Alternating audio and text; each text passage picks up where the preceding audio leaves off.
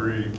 We have a lot of work to do, but 5 years is a relatively short horizon in terms of change for the pharmaceutical industry.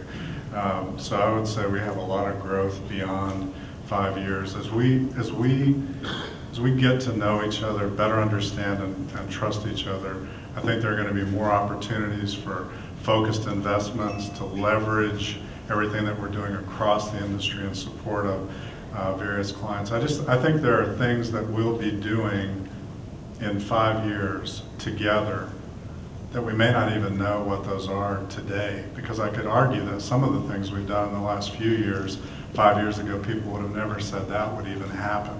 So I think there's an unknown out there, which is why we have to collaborate, because we have to stare at these issues and address them together. And I think that's the best way to address them is together, rather than in a sort of an independent fashion. I would say that in terms of the future of the biopharmaceutical services organizations, if we want to call ourselves that, I think that our customer base is going to expand. I think it's not going to be simply pharma when you think of the P. I think it's also the providers, the payers. And I think that we will evolve in terms of the services that we provide and to whom we provide those services to.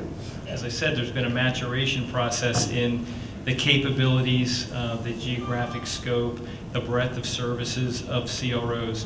And I don't think we're going to see something where there's just a handful of CROs, because there is a whole lot of innovation occurring around the world in a bunch of small companies. Some companies build themselves on a technology base, some companies build themselves on a business model or a business process basis. Some companies build themselves out on an overall breadth of services or a consistency of deliveries.